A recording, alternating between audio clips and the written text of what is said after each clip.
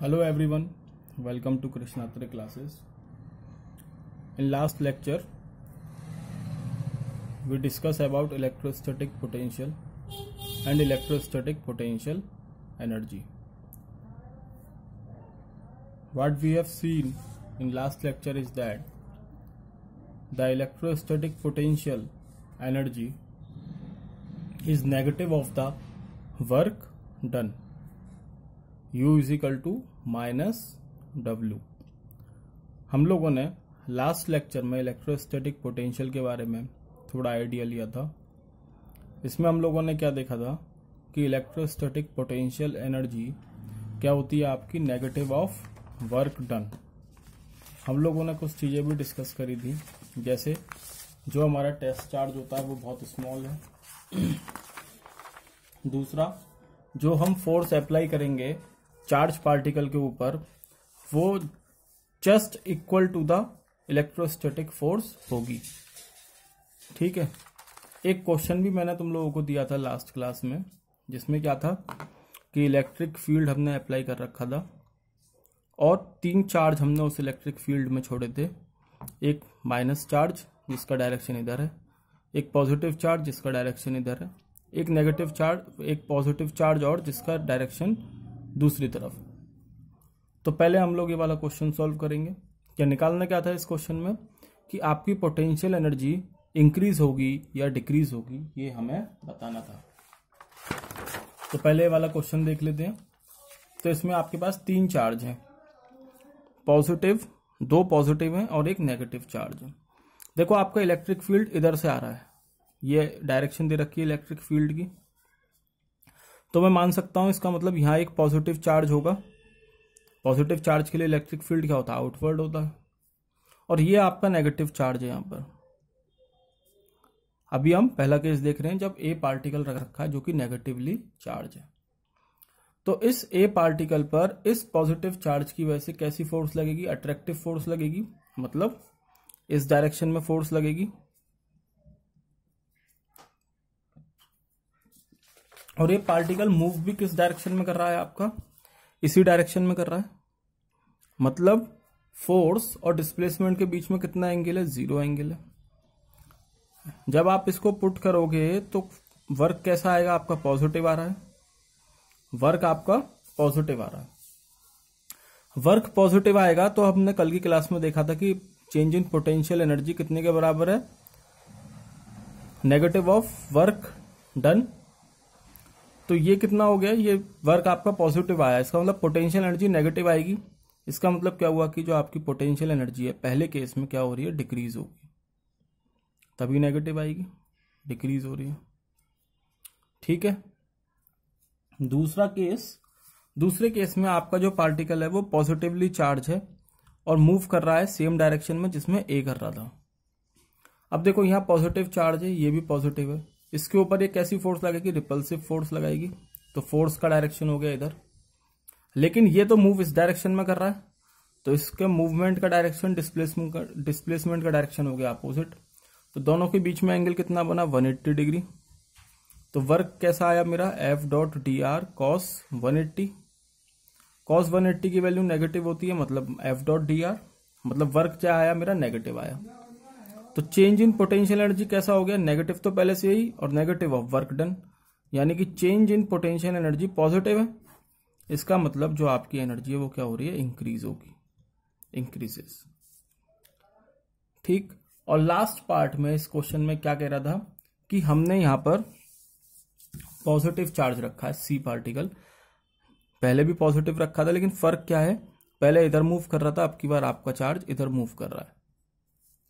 और फोर्स कहां लगेगी, क्योंकि ये दोनों एक दूसरे को रिपेल करेंगे तो फोर्स भी इसी डायरेक्शन में लगेगी, डिस्प्लेसमेंट भी इसी डायरेक्शन में.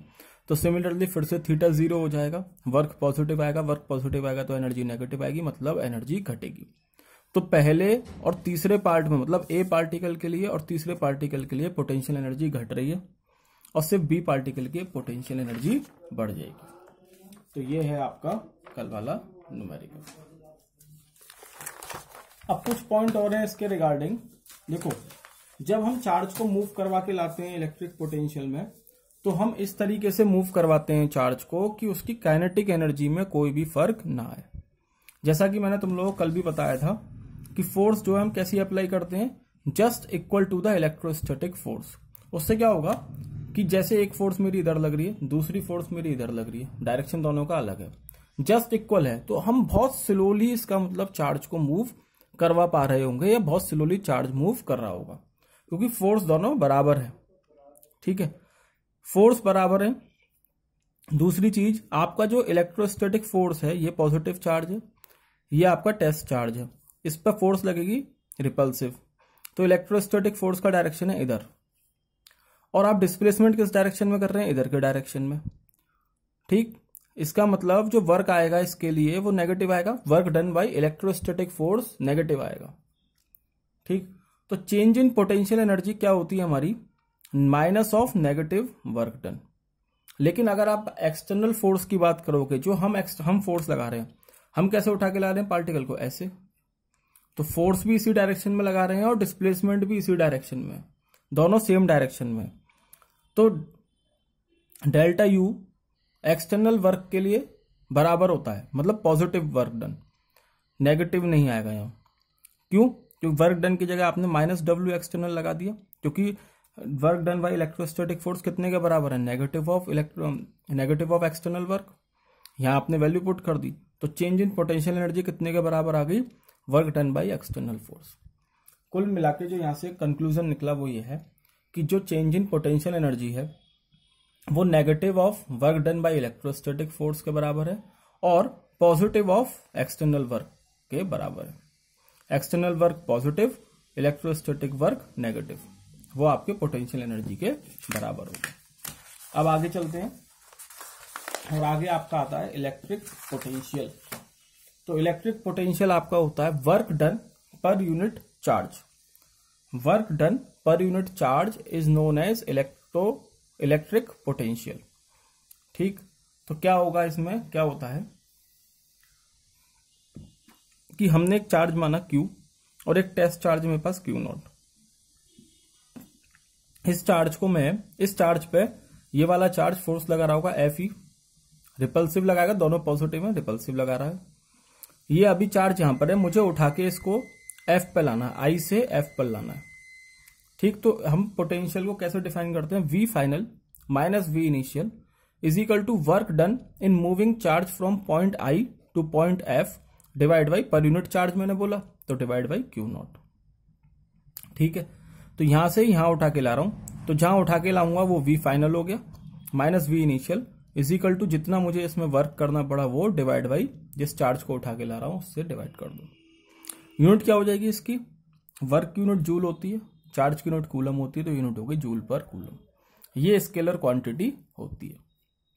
अगर मैं मान लूं कि इस चार्ज को मैं उठा के ला रहा हूं इन्फिनिटी से, ठीक, तो इन्फिनिटी पे मेरी पोटेंशियल कितनी होगी, 0 होगी, मतलब VI हो गया 0। और कहां उठा के ले जा रहा हूं, VF पे उठा के ले जा रहा हूं, तो VF पे मैंने मान ली पोटेंशियल है मेरा V। तो यहां क्या हो जाएगा, इसमें वैल्यू पुट करोगे तो VF की जगह V आ जाएगा, VI मेरा 0 है तो 0 हो गया, work done divide by Q0। तो ये आपका फॉर्मूला है इलेक्ट्रिक पोटेंशियल का, work done per unit charge W upon Q। ठीक है, समझ में आ गया होगा इतना पोर्शन। अब आपका जो नेक्स्ट टॉपिक है वो है electric potential due to a point charge. Electric potential due to a point charge. देखो, electric potential due to a point charge हम कैसे निकालते हैं। ये मैंने एक पॉजिटिव चार्ज यहां पे मान लिया, एक टेस्ट चार्ज मान लिया, इससे कितने डिस्टेंस पे, x डिस्टेंस पे मौजूद है, x डिस्टेंस पे इस पे एक पोटेंशियल चार्ज मौजूद है, सॉरी एक टेस्ट चार्ज मौजूद है Q0। ठीक, इस Q0 पे ये हमारा Q जो है वो फोर्स लगाएगा, कैसी, रिपल्सिव फोर्स लगाएगा, क्योंकि ये भी पॉजिटिव है ये भी पॉजिटिव है, तो फोर्स हो गई ये रिपल्सिव। और मैं डिस्प्लेसमेंट करूंगा किस डायरेक्शन में, इधर, तो दोनों के बीच में ऑब्वियस सी बात है दोबारा से कितना एंगल बन रहा है, 180 का बन रहा है। ठीक है, अब पहले हम इस फोर्स को निकाल लेते हैं। तो कूलम्स लॉ के अकॉर्डिंग इस पे जो फोर्स लगाएगा वो कितनी होगी, 1/4 pi epsilon not Q into Q0 divide by distance कितना है, x स्क्वायर। तो ये आ गई हमारी फोर्स। अब इस चार्ज को मूव करवाने में मैंने एक पॉइंट मान लिया ए, जहां पे रखा था पहले से, ए से मैं बी की तरफ मूव करवा रहा हूं। तो ए से बी की तरफ मूव करवाने में एक स्मॉल डिस्प्लेसमेंट हुआ dx। तो F into D x, force कहां लग रही है? इस डायरेक्शन में। मैं मूव का करवा रहा हूं इधर, इसके अपोजिट। तो F dot D x cos 180, cos 180 की वैल्यू -1 होती है, तो dw आ गया -F डॉट डी एक्स। इसमें मैं F की वैल्यू पुट कर दूंगा, और क्योंकि अभी मैंने देखा था डेफिनेशन क्या थी, work done in moving a unit charge from infinity to a given point. तो इन्फिनिटी से मैं इसको मूव करवा के ला रहा हूं, इन्फिनिटी से मूव करवा के ला रहा हूं कहां? डिस्टेंस r पे, p पॉइंट पे यहां पर। तो लिमिट क्या हो गई? इन्फिनिटी से r इसकी लिमिट हो जाएगी डिस्प्लेसमेंट की, x से इन्फिनिटी से r। f की वैल्यू पुट कर दी, माइनस साइन मैंने बाहर ले लिया, इंटू डी एक्स। जब इसको इंटीग्रेट करूंगा तो देखो ऐसे समझो, a की पावर n का इंटीग्रेशन क्या होता है? dA। ये हम इंटीग्रेशन बता रहे हैं आपको कैसे होगा। तो देखो ये मैं इसको लिख सकता हूं a की पावर -n dA, या मैं इसको लिख सकता हूं, अब इंटीग्रेशन कर दूंगा तो a की power -n + 1 divide by -n + 1। ठीक है, इसको नीचे ला सकता हूं, तो माइनस अगर कॉमन ले लूं तो अंदर बचेगा n-1 मल्टीप्लाई बाई नीचे आ जाएगा, तो a की पावर n-1। ऐसे इंटीग्रेशन होगा। कुल मिला के मैं इसको ऊपर ले जाऊंगा। तो अब ये x² है, तो x² को मैं लिखूंगा x की पावर -2, x की पावर -2 + 1 मतलब -1 बचेगा, तो 1/x हो जाएगा ये, और यहाँ -2 + 1 तो -1 बचेगा, तो ये माइनस आ गया और 1/x लिख दिया। लिमिट क्या है? इन्फिनिटी से r। लिमिट पुट करूंगा तो ये माइनस साइन यहाँ पे तो पहले से ही है, upper limit minus lower limit, upper limit क्या है? r है, तो -1/r, -1/∞, तो 1/∞ मतलब 0, तो ये सीधे -1/r आ गया। ये माइनस माइनस प्लस हो जाएंगे, तो आपका जो वर्क डन आया वो कितना आया? 1/4πε0 Q0/r। ये वर्क आप कैसे कर रहे हो? आप खुद कर रहे हो इस वर्क को, आपने खुद ये वर्क करा ना चार्ज को उठा के लाने में, मतलब एक्सटर्नली वर्क कर रहे हो, एक्सटर्नल वर्क कर रहे हो। और मैंने अभी तुम लोग को स्टार्टिंग में बताया था कि चेंज इन पोटेंशियल एनर्जी कितने के बराबर है? Change in potential energy work done externally is equal to negative of electrostatic work. ये अभी बताया था। तो अब जरा कल मैंने एक पोटेंशियल एनर्जी का फॉर्मूला डेराइव करा था, उसको देखो। देखो ये फॉर्मूला डेराइव करा था 1/4πε0 Q1 Q2/r। ये आई थी पोटेंशियल एनर्जी। क्या यही फॉर्मूला, सेम फॉर्मूला नहीं आ रहा मेरा? ये वर्क डन एक्सटर्नली 1/4πε0 Q0/r। इसका मतलब ये चीज प्रूव हो गई, मेरी जो पोटेंशियल एनर्जी है वो एक्सटर्नल वर्क के बराबर है। और इलेक्ट्रोस्टैटिक का वर्क निकालोगे तो इसका जस्ट अपोजिट होगा, इसका जस्ट अपोजिट होगा, तो माइनस अपने आप ही लग जाएगा। तो ये हो गया आपका प्रूफ कि आपका एक्सटर्नली वर्क के बराबर होती है पोटेंशियल एनर्जी, और नेगेटिव ऑफ इलेक्ट्रोस्टैटिक वर्क के बराबर होती है चेंज इन पोटेंशियल एनर्जी। ठीक, अब मुझे मालूम है V = W/Q होता है, W/Q0, Q0 से Q0 कैंसिल हो जाएगा, तो ये फॉर्मूला आ गया आपका पोटेंशियल का 1/4πε0 Q/r। और यहां से मुझे क्या मिला? 1/4πε0 कांस्टेंट है, Q कांस्टेंट है, तो V is inversely proportional to R। तो ये हो गया आपका electric potential due to point charge 1/4πε0 Q/r। Electric potential मेरी स्केलर क्वांटिटी होती है, ये बात हमने कल बताई थी। अब देखो कितना सिंपल टॉपिक है। अब electric potential due to a dipole. अब डाइपोल में हमने पहले भी देखा था, इलेक्ट्रिक फील्ड भी देखा था, 2 पॉइंट पे देखे थे, किस किस पे? एक्सियल पॉइंट पे और इक्वेटोरियल पॉइंट पे। तो हम यहां पर भी देखेंगे एक्सियल पे और इक्वेटोरियल पे। इसमें एक केस और ऐड हो जाएगा, हम एक जनरल पॉइंट पे भी देखेंगे कि जनरल पॉइंट पे अगर इक्वेटोरियल और एक्सियल के अलावा किसी और पॉइंट पे मेरा लाई करता है पॉइंट, तो कितना होगा इलेक्ट्रिक पोटेंशियल। तो पहले हम एक्सियल पे देख लेते हैं। देखो एक डाइपोल मान लिया, -Q + Q, ये मिड पॉइंट है, तो ये A हो गया, ये भी A हो गया। एक एक्सियल पॉइंट मान लिया P, कितने डिस्टेंस पे? डाइपोल के मिड पॉइंट से R डिस्टेंस पे। क्योंकि मेरा electric potential is a scalar quantity, then we can simply add this quantity, and as I was told you earlier in my introduction chapter that why we deal with electric potential? Because it is a scalar quantity and it is easy to handle and it is easy to add or subtract. So here what we do, the electric potential at point P is simply V1 plus V2. What is V1 here? V1 is electric potential due to minus Q and V2 is electric potential due to plus Q. Okay, so what is the formula for point charge? They are just acting like a point charge for this point P. तो क्या है आपका formula? 1/4 pi epsilon not Q upon R.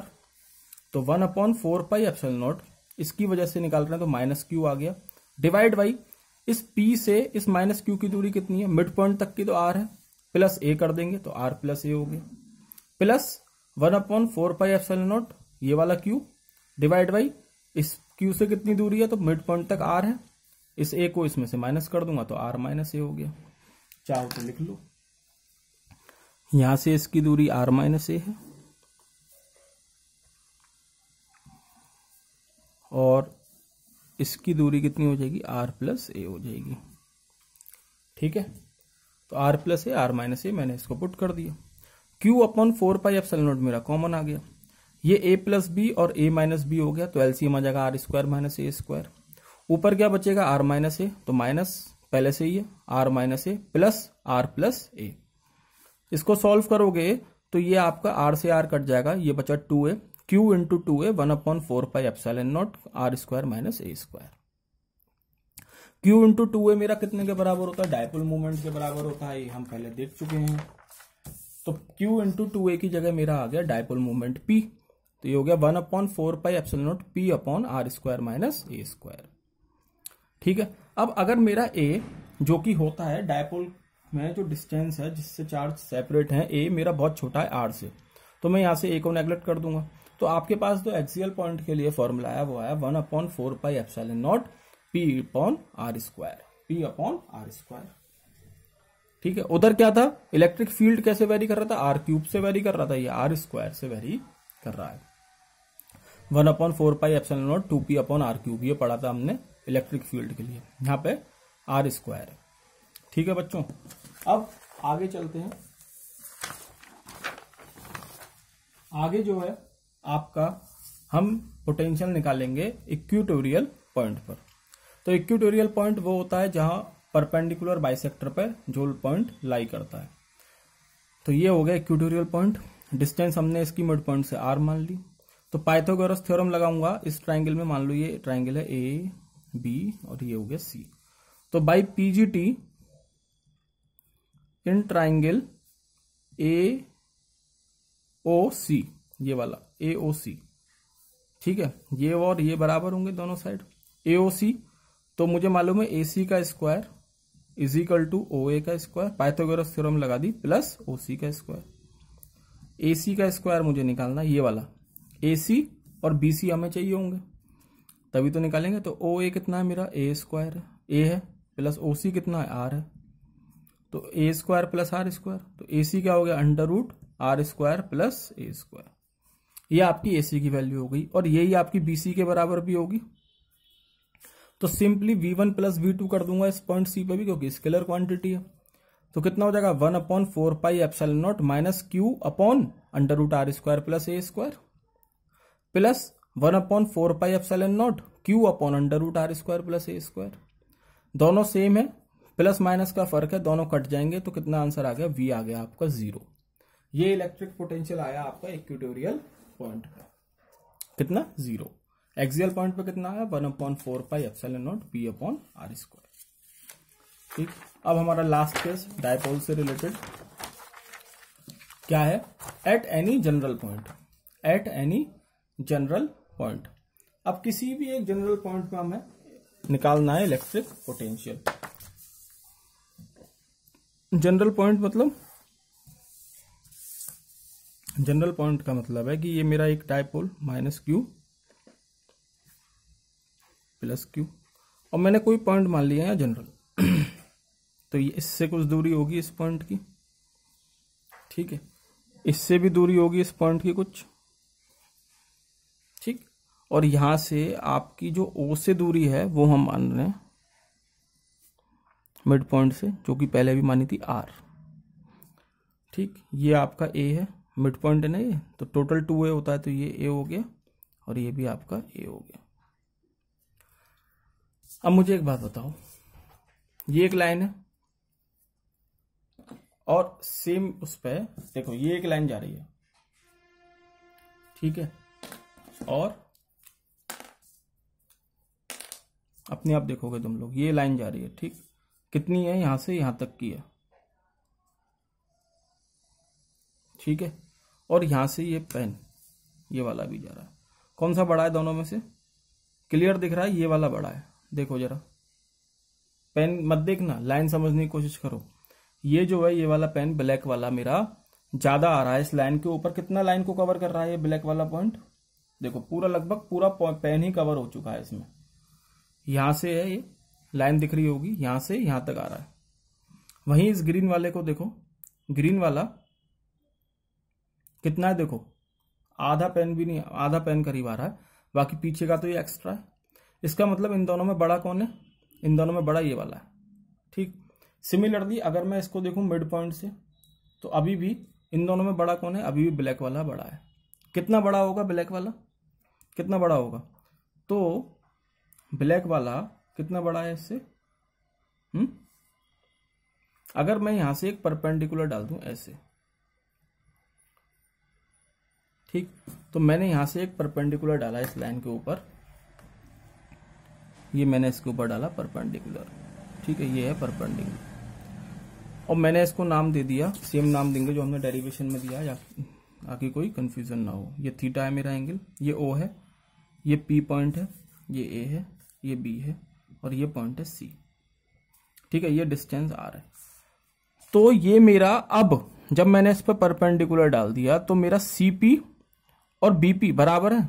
जरा देख लो, थोड़ा feel करो, देखो अगर मैं इसको बिल्कुल इसके टिप से मिला दूं, थोड़ा क्लियर आ रहा हो अगर पिक्चर, देखो मैंने इसको टिप से मिला दिया और ये डोम के S तक आ रही है, ठीक है, रफ फिगर है, थोड़ा बहुत इधर उधर होगा, डोम के S तक आ रही है। अब जरा इसको देखो, मैंने इसके पॉइंट से पॉइंट मिलाया और ये भी डोम के S तक ही आ रही है लगभग। इसका मतलब अब ये CP की बात कर रहा था मैं, परपेंडिकुलर देखा था ना, डोम जो मतलब इस पे लिखा है ना डोम, उसके S की बात कर रहा हूं। देखो लगभग इसके डोम के S तक आ रहा है परपेंडिकुलर। सिमिलरली ये पूरी लाइन कितनी, डोम के S तक आ रही है। तो मेरा CP और BP बराबर है, CP और BP बराबर होगा। मेरा मकसद क्या है इस क्वेश्चन में, मैं इलेक्ट्रिक पोटेंशियल तभी निकाल पाऊंगा पॉइंट P पर जब मुझे ये AP मालूम होगा, इस लाइन का AP मालूम होगा इस चार्ज के लिए, और इस प्लस Q के लिए मुझे BP मालूम होगा। अब BP देखो मेरा CP के बराबर आ चुका है, और CP की वैल्यू मैं क्या लिख सकता हूं, CP यही तो है पूरा, ये पूरा माइनस OC, तभी तो CP आएगा, ये पूरा है, CP इतना है, तो इसमें पूरे में से मैं इतने को माइनस कर दूं, CP आ जाएगा। तो पूरा कितना है, OP है, माइनस OC is equal to BP। तो BP is equal to OP की वैल्यू मेरे पास कितनी है, OP की वैल्यू पूरी R है, ठीक, OP की वैल्यू पूरी R है मेरे पास, क्योंकि मिड पॉइंट से मैंने डिस्टेंस कितना माना R, माइनस OC कितना, OC, तो देखो जरा ध्यान से, मैं इस ट्राइंगल को यहां निकाल रहा हूं, ये OC है परपेंडिकुलर, ठीक, ये O है, ये मेरा डिस्टेंस A है O से B तक का, और ये बस यही है। तो देखो ये एंगल थीटा दे रखा है, ठीक, तो ये क्या हो गया, मेरा बेस हो गया, परपेंडिकुलर है, सामने वाली साइड हाइपोटेन्यूस हो गई, तो मैं इसमें कॉस थीटा लगा सकता हूं, मुझे OC तो निकालना है, तो बेस अपॉन हाइपोटेन्यूस OB की वैल्यू कितनी है, A कॉस थीटा, एक A वैल्यू है ना, OB की A वैल्यू है, को इधर जाएगा तो मल्टीप्लाई में A कॉस थीटा हो गया। तो OC की जगह मैं क्या लिख सकता हूं, A कॉस थीटा। तो ये वैल्यू आ गई तुम्हारे पास BP की, R minus A cos theta. BP कितना आया, R minus A cos theta. Clear है, ये हो गया आपका BP। तो अब आप यहां पे पोटेंशियल निकाल सकते हो, पॉजिटिव चार्ज की वजह से कितना हो जाएगा, सीधे सीधे 1/4 pi epsilon not Q upon R minus A cos theta. Distance. ये तो हो गया पॉजिटिव चार्ज की वजह से। अब नेगेटिव चार्ज की वजह से, अब नेगेटिव चार्ज के लिए मुझे एपी निकालना होगा। एपी कैसे निकलेगा, फिर से हम पेन लेंगे। एपी कैसे निकलेगा, सिंपल सी बात है, इस बार मेरा एपी बड़ा है किससे, ओपी से, क्योंकि इधर वाली साइड हमारी बड़ी थी, हम पहले देख चुके हैं। तो देखो ये मैंने इसके टिप से फिर से मिला के रख दिया, ठीक, और ये मैंने ये रखा। अब ये कितना बड़ा है इससे, तो ये इतना ही तो बड़ा जितना ये पीछे निकल रहा होगा, बाकी मैंने दोनों साइड रख दिए पीछे। अब मैं अगर यहां से इस पर परपेंडिकुलर डालूं, इसको एक्सटेंड कर दिया, इसके बराबर करना है ना, इसके बराबर करना है, एपी के बराबर, मैंने इसको पीछे ले गया और यहां से मैंने इस पर डाल दिया परपेंडिकुलर 90, और ये वर्टिकल अपोजिट एंगल है, तो ये हो गया मेरा थीटा। ठीक है बच्चों, अब मेरा जो एपी है वो कितने के बराबर है, एपी मेरा, इसको मैंने डी नाम दे दिया, एपी मेरा डीपी के बराबर है, डीपी, एपी मेरा डीपी के बराबर है। और डीपी कितने का कैसे ब्रेक होगा, तो ओडी इतना हिस्सा प्लस ओपी, तो ओडी प्लस ओपी, ओपी की वैल्यू आर है हमारे पास, प्लस ओडी की वैल्यू कितनी है, तो इसको सॉल्व करोगे ना तो सिमिलर तरीके से देखो, जैसे ट्रायंगल सॉल्व करा था, ये ए है, ठीक, ये ए है, ये आपका बेस हो जाएगा, ये हाइपोटेन्यूस हो जाएगी, तो ये आपका आएगा ए कॉस थीटा। तो ये वाला डिस्टेंस कितना आ गया, R plus A cos theta. तो इसके लिए भी पोटेंशियल कितना हो गया, 1/4 pi epsilon not Q upon R plus A cos theta. तो जब ये पोटेंशियल मेरे पास आ गए दोनों, ठीक है, दोनों पोटेंशियल मेरे पास आ गए, Q upon R plus A cos theta और Q upon R minus A cos theta, दोनों को सीधे सीधे ऐड कर दूंगा। दोनों को ऐड करा, Q upon 4 pi epsilon not common आ गया, ये सेम फिगर है वही, अगर आप इसको देखना चाहें तो सेम फिगर है, ये परपेंडिकुलर डाला ये वाला, दूसरा ये वाला। यहां से मैंने Q upon 4 pi epsilon not common ले लिया, अंदर क्या बचा, -1 upon R plus A cos theta plus 1 upon R minus A cos theta. ये A plus B, A minus B हो गया, तो A square minus B square बन जाएगा, R square minus A square cos square theta. इसको solve करोगे further तो ये बचेगा Q into 2 A cos theta upon 4 pi epsilon naught R square A minus A square cos square theta. Q into 2 A की जगह आप यहाँ पे पी लिख दोगे, डायपोल मोमेंट। अब सेम केस लगाना है कि अगर मेरा आर बहुत बड़ा है ए से, तो मेरा यहाँ से ए नेग्लेक्ट हो जाएगा, ए नेग्लेक्ट हो गया तो यहाँ क्या बचा, 1/4 pi epsilon naught P cos theta upon R square. तो ये है आपका electric potential at any general point, electric potential at any general point, ठीक, 1/4 pi epsilon naught P cos theta upon R square. अब अगर मुझे, ये तो जनरल पॉइंट है, जनरल केस है, जनरल केस है तो मतलब एक्सियल पॉइंट और इक्वेटोरियल पॉइंट भी इसी में ही मिलने चाहिए मुझे, जनरल है ना ये तो देखो कैसे मिलेंगे एक्सियल और इक्वेटोरियल पॉइंट। ये आपका एंगल थीटा बना रहा है, एक्सियल पॉइंट में मेरा पॉइंट कहां लाई करता है, इसकी एक्सिस पे, इसकी एक्सिस पे मतलब है कि ये जो पॉइंट पी है वो कहां शिफ्ट हो जाएगा, ऐसे। तो थीटा कितना हो गया एक्सियल पॉइंट के केस में, 0। एक्सियल पॉइंट के केस में जब थीटा 0 हो जाएगा तो मैं यहाँ पुट कर दूंगा cos 0, cos 0 की वैल्यू 1 होती है, तो 1/4 pi epsilon naught P upon R square आया, और यही मेरा आ रहा था एक्सियल पॉइंट पे, 1/4 pi epsilon naught P upon R square, ये यहां से मिल रहा है, ठीक है। इक्वेटोरियल पॉइंट की बात करें तो इक्वेटोरियल पॉइंट क्या होता है, जो परपेंडिकुलर बाइसेक्टर पर लाई करे, मतलब परपेंडिकुलर बाइसेक्टर मतलब ऐसे। तो थीटा कितना हो जाएगा आपका 90, थीटा 90 हो जाएगा तो cos 90 यहाँ पुट करोगे तो cos 90 की वैल्यू होती है 0, तो v कितना आ गया 0 इक्वेटोरियल पॉइंट पे, यही हमें मिला था पीछे, इक्वेटोरियल पॉइंट पे v आ रहा था 0। तो ये है आपका आज का लेक्चर। आज के लेक्चर में हम लोगों ने इलेक्ट्रिक पोटेंशियल देखा due to a dipole, due to a point charge, ठीक है। डायपोल में 3 केसेस, एक्सियल पॉइंट पे, इक्वेटोरियल पॉइंट पे और जनरल पॉइंट पे, और पॉइंट चार्ज की वजह से इलेक्ट्रिक पोटेंशियल। तो that's all from my side, okay. अगर वीडियो पसंद आए तो वीडियो को लाइक करना, चैनल सब्सक्राइब करो, वीडियो शेयर करो और कमेंट भी करो, ओके। Thank you.